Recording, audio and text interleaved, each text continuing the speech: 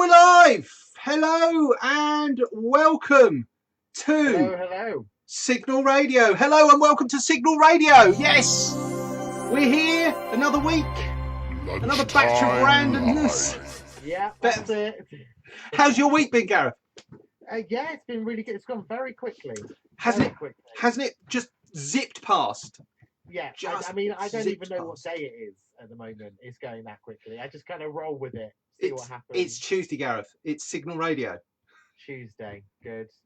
Literally, my brother woke up yesterday and he thought that it was Friday, and his girlfriend thought that it was a Sunday. I was like, well, you're both wrong because it's Monday. Oh dear. Oh dear. It was rather lost sight of all the days and dates and times. I know, it just like one day, it's like the Groundhog Day, isn't it? It's like every day, exactly the same. Oh. And a little birdie tells me that next week you'll be blowing out some candles on a cake. I might be. That might be correct. Yes. Does one ask how old? Oh God. Well, so old. Honestly, really old. I'm like past it old. I'll be turning the grand old age of 28. 28. Dear Lord. Oh, I remember 28. Well, I remember some of it. Well, congratulations. Yeah. What day next week is it on? That is Tuesday, SiGNAL Radio Day. So you'll actually have a different guest. We'll have a guest because you're going to have the day off. I'm having the day off. Yeah. Will you be drunk by this time? It is 12 o'clock. Oh, that's probably inevitable. It'll start with mimosas. Yeah, that's it. Slide into champagne with lunch. The rest of the afternoon, tequila slammers. Boom. That's it. That's your day. So I won't see you Wednesday. No, I was saying spend the rest of the week recovering. Oh, fantastic. So have you done anything that has been out of lockdown that you have not been able to do during lockdown? Say that again. Have I done anything? Have you done anything? Now we're kind of in a kind of twilight zone, to be fair. Some people are still locked down. But have you done anything different this time, this week, than you have been able to do? No, not massively. I've been seeing a couple of friends, like social distance meetups, so that you start seeing new people. But apart from that, I'm still kind of very much in the lockdown scenario at the moment. What about yourself? You done anything out of the ordinary? It was a friend's birthday on Sunday, and I dropped his present round to him on Monday, and it was odd to actually see him. I've spoken to him on the phone, but to see another human being, not like the four people that I have been interacting with, just to actually see a human being. It was odd. We were both stood there going, it's really you. Yeah, it's really you. It's odd, isn't it? It's so odd. It is really, really strange to see people again, which is a weird thing to say in itself. It's like being let out of prison. You could just see real people. I can touch you, and you're not on the other side of a screen. No, you can't. No touching. No. Stu. Oh, that's you're not allowed yet. That's not allowed yet. Get government sanctioned touching. All right, everyone, you can all touch. Yeah. But wash your hands before and after. That's it. So, you did mention off air. I'm going to mention it because trampolining. You've taken up trampolining, I hear. Well, I think the word "taken up" is probably maybe a slight overreaction. I, in a sober state, decided that bouncing on a trampoline that my brother had got was a good idea. The one thing that I want to know is, how did your brother, because they're not small things, how did your brother end up with a trampoline? Facebook Marketplace, someone was giving it away for free, and he went, "Oh, I fancy," and we've got a massive field outside our house, so we've put it on the field outside. All the neighbours have been jumping up and down. Oh, you've got to put a webcam on that. You have got to put a webcam on it.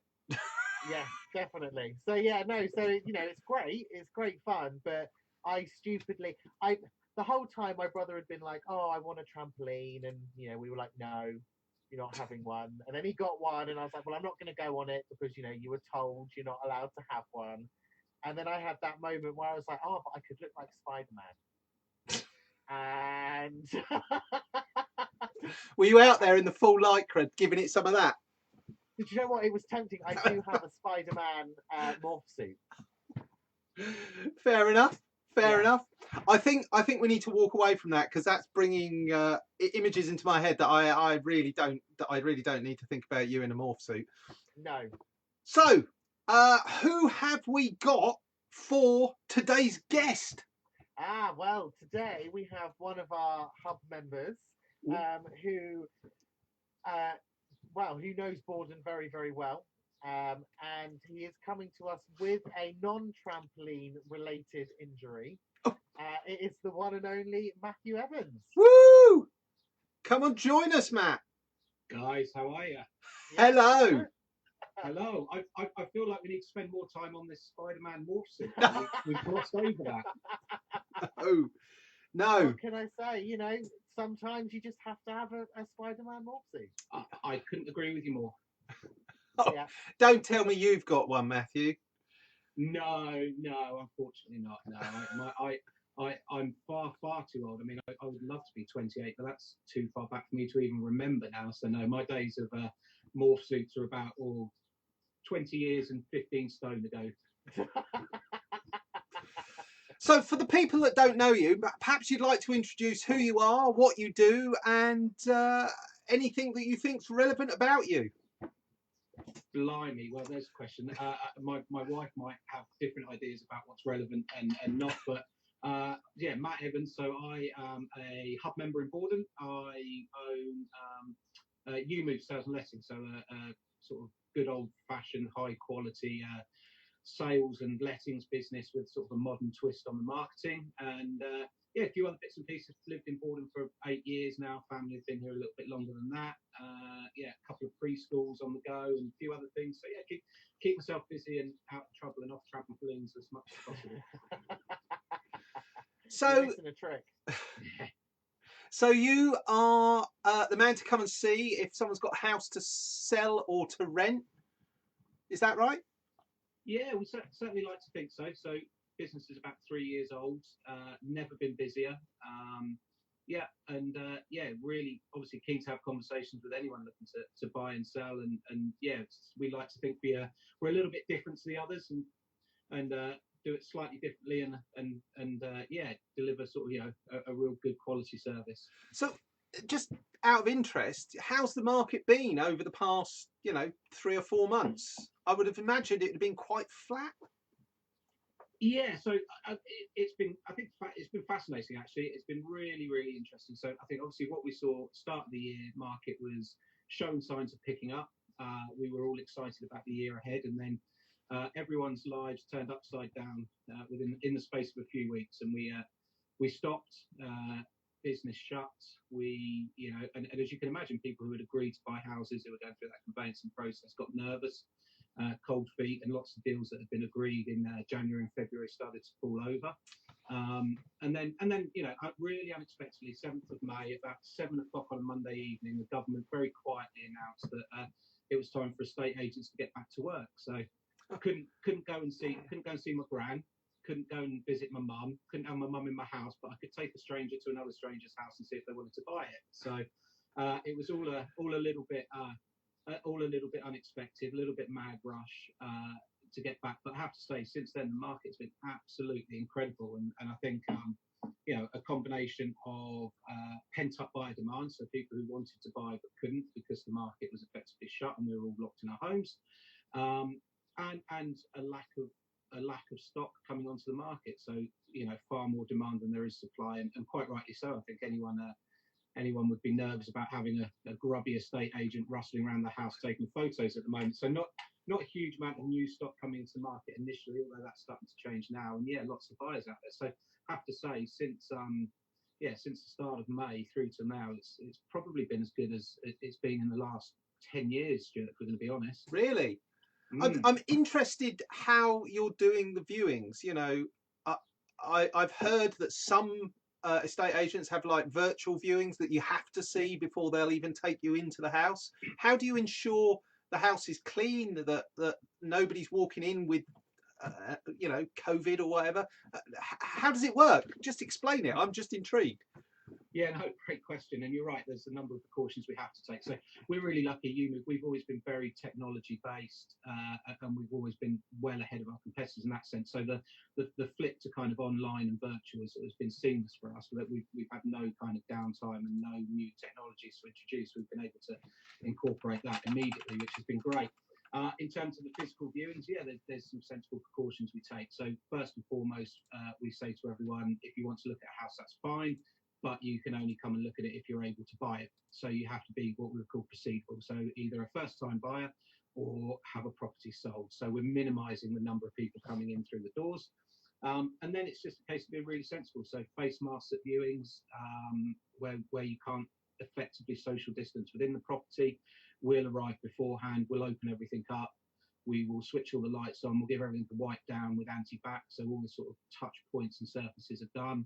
We'll show the people around, we'll go and stand outside, take our face masks off, have a chat at a nice safe 2-metre distance, send them on their way, and then back into the property to wipe it all down again before the owner comes back. So yeah, lots of different ways of working, and certainly a little bit more time consuming, but making sure we keep everyone safe, and people are responding well to that. And actually no one that's sort of been too nervous to come out and have a look at a property they're genuinely interested in. It's been nice. Good. That's really good. Just out of interest, do you think this will change how estate agents approach viewings? Because obviously you've mentioned that people are going to be more qualified. You know, oh, you've got a house that's in a chain that's sold, you've got your ducks in a row, we're only going to take people that are qualified and get rid of some of the looky-loos. Do you think this is going to change things going forward?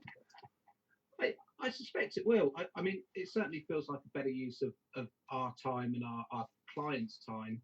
And of course, let's be honest, a lot of viewings that estate agents do are conducted for their own benefit rather than the owner of the home. And I think when people aren't on the market yet but think they might like a house, the viewing is actually an opportunity for the estate agent to try and win that listing of the property that might need to be sold if they like the house they're viewing, rather than them actually trying to sell the house. And so yeah, I suspect it will, and I think hopefully what we'll see is the industry seeing the benefit of working a little bit more effectively and efficiently, and really embracing technology as well. I think there's a huge opportunity now to move to kind of video tours and online viewings and some of the other stuff that's been sort of scraping around the edge of the marketplace for a few years now. I really think we'll see that start to come to the forefront.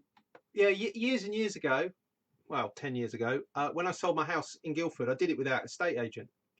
Because the majority of the estate agents that I spoke to didn't seem to get what I perceived was going to be a need, like full disclosure on the house. You want to know about it before you get there. It seemed to me that they wanted to hold it all back and force you into a viewing so they could have that conversation. I get that from a sales point of view, but from a customer point of view, I found that very frustrating. And I still find when I go online, and you go to EweMove and you do the viewing of properties, you know, scratching your head and thinking about things, and still lack of floor plans, lack of many different photographs from different angles in different rooms.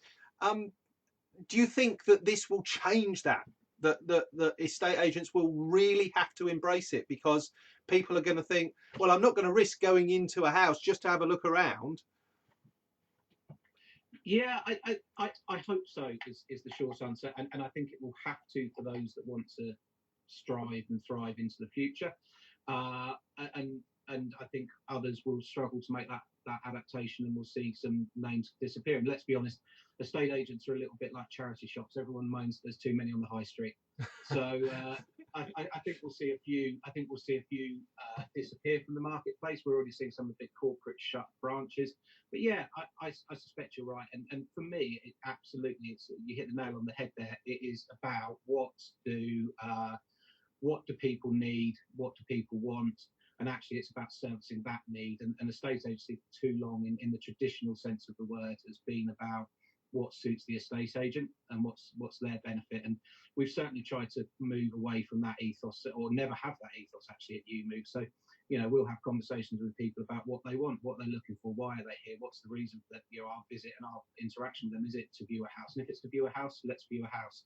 If at the end of that there's then conversations about their sale, their experience of the property market, then we'll have those conversations then. But yeah, I think you're right. I think that we're going to hopefully see a real change in the market, and I think customers will force that, because having had this experience, that will be what they continue to demand into the future. Because actually, as a customer, I would imagine it's a far more efficient and pleasant experience.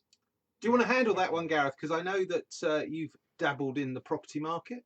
I may have dabbled, and I completely agree. I mean, I agree. Like, you know, I often have a look on Rightmove at listings of houses. You know, do a bit of house perving, as I like to call it. House stalk. Yeah, that's it. And you know, if the simple things aren't done, like a floor plan put in, then that's it. I've lost interest in that house, and I ain't looking at it. You know, and I think it is, from a customer point of view, this will be a positive change to come from it, because it works better for them. I completely agree with that, 100%. Yeah, and the floor plans are a really interesting one. It's interesting you pick up on it, because we get an awful lot of data from Rightmove, so we see how people move around the website. And essentially, what people will do is they'll put in some criteria, what they're looking for, and they'll have a list of properties come up. And most people now search on mobile, so about 75% of Rightmove traffic is through mobile now. And they'll start scrolling through, and they'll find something that catches their eye. And so that photography is really important.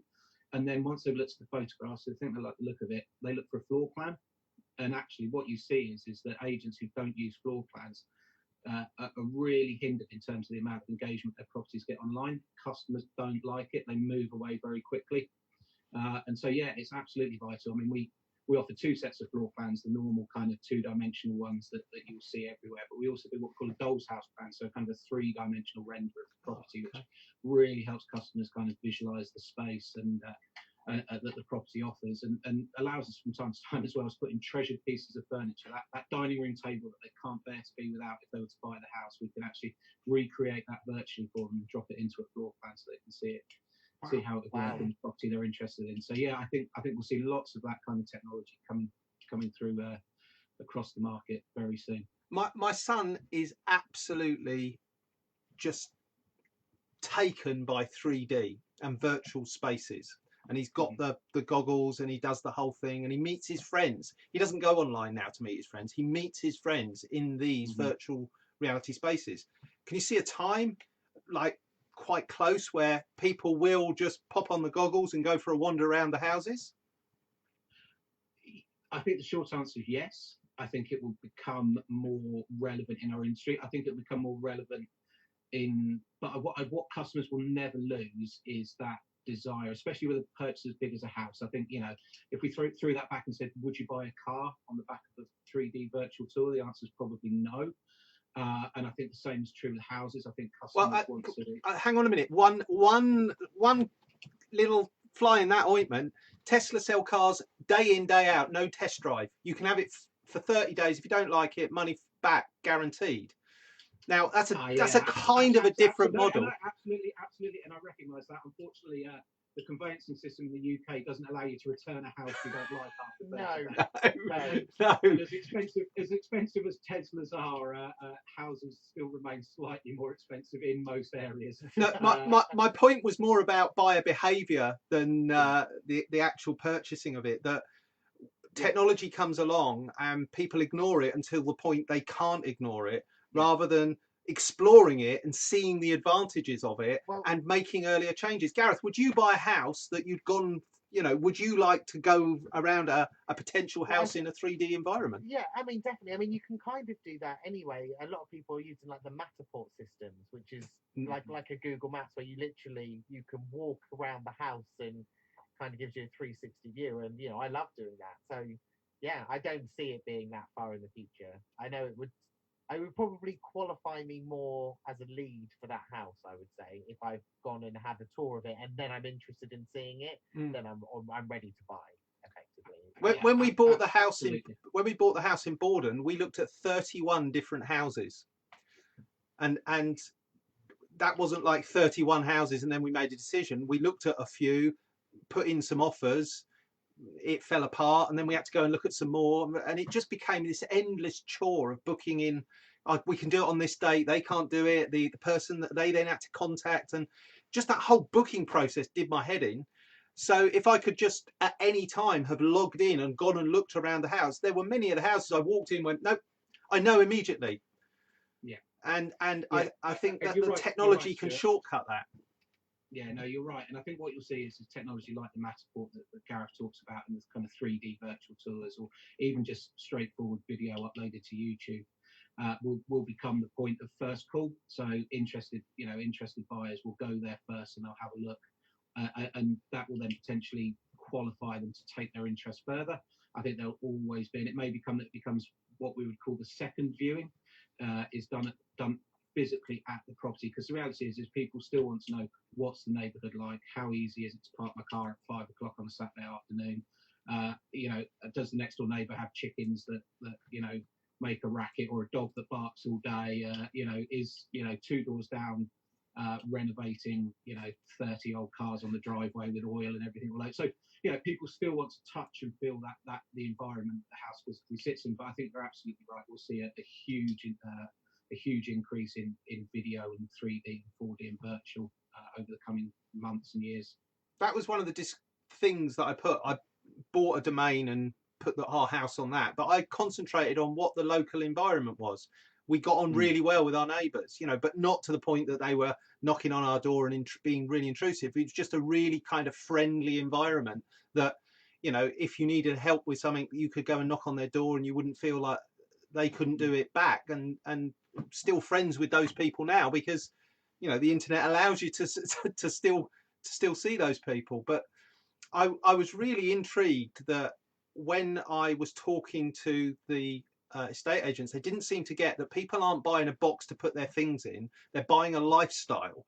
And if you can see your lifestyle that you already have fitting into that new situation, you're much more likely to buy it than just do all my possessions fit in that box.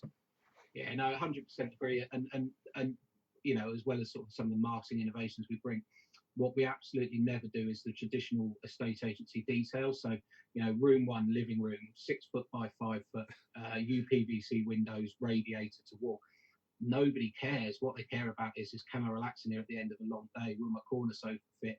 Can I, is it a great spot to kick back and watch my favourite box sets? Is the patio outside sunny, and can I sit there with a good book and a glass of wine? And when you're selling houses these days, that's absolutely what people care about. They don't care how many radiators there are, or whether the windows are frankly UPVC wood or not. What they want to know is how will buying this house make my life better?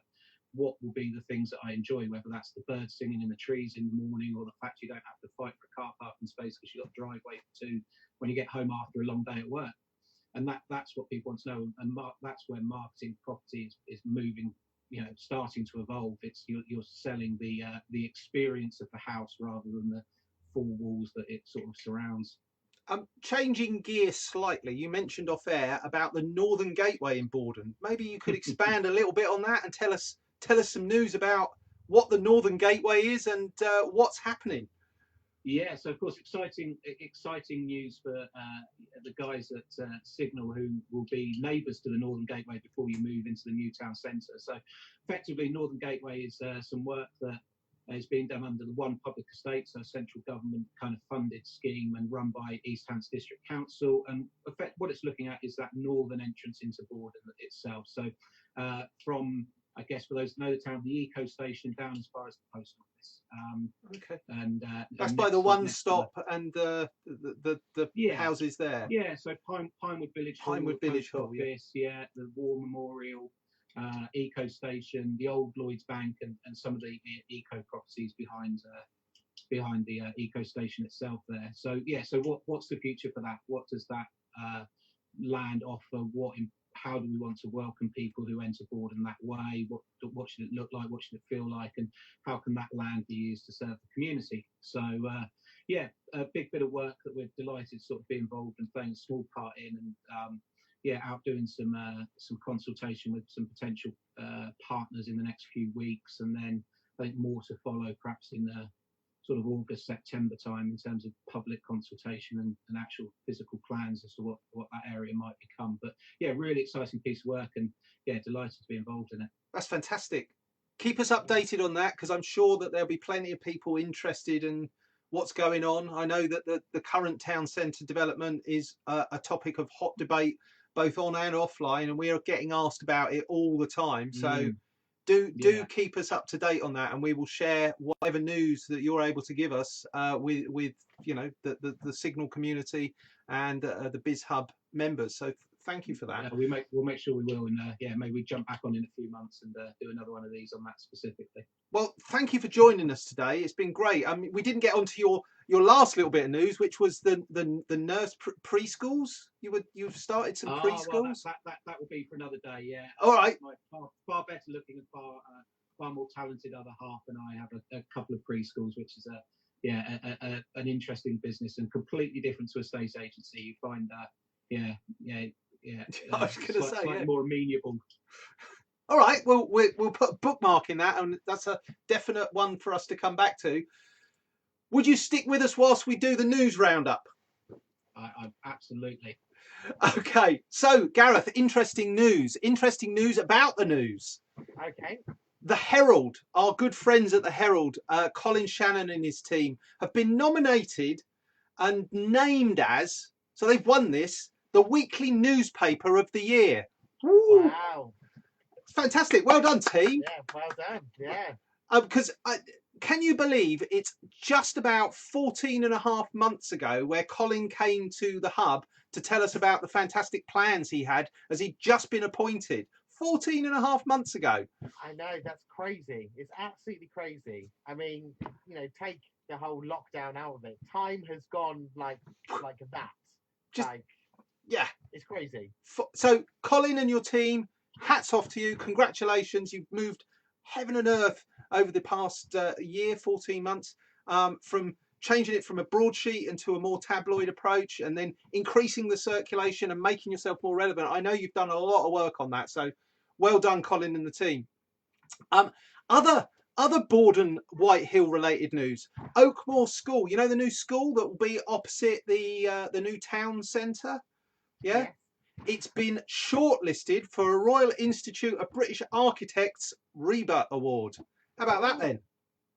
It's a mouthful. Try saying that 5 times fast. I tell you what, Matthew, have you been around it? Have you had a chance? I have a child who in normal times attends the school. It's a fantastic building, and lots of light, bright, airy spaces. I having been to a dark, dingy, horrible kind of Victorian style high school myself, I should imagine it's a brilliant place to learn.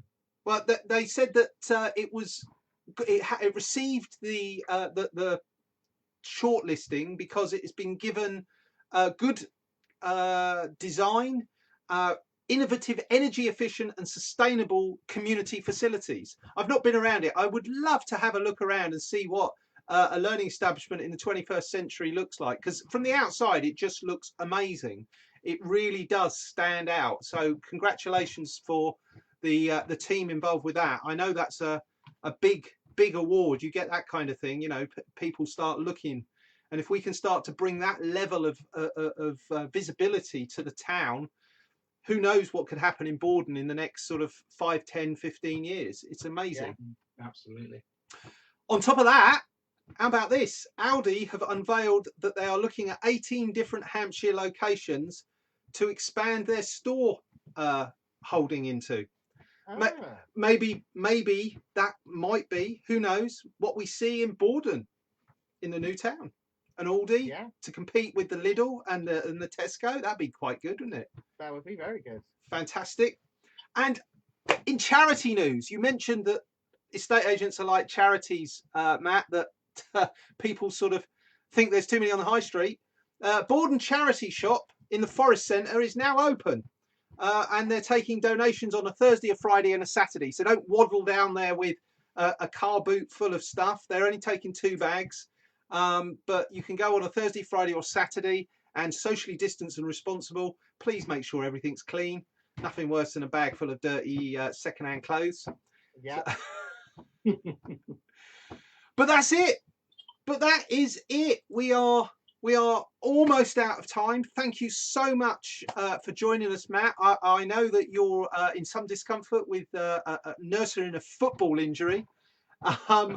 But thank you very much for joining us and joining in, because that is a magnificent shirt. You really made Gareth raise his game. and put his own. Look at that. When I knew I was going to be on with you two guys, I figured I had to raise the shirt game, you know. So yeah, I did my best. Yeah.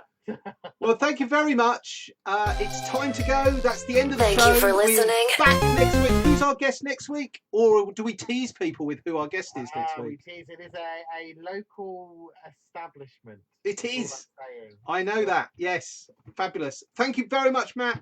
Thank you, Gareth. Thank you if you have been watching, listening, joining in on the chat. Thank you for that. And we'll see you very, very soon next week when Gareth won't be here. Who will it be? We don't know. But bye for now. Bye.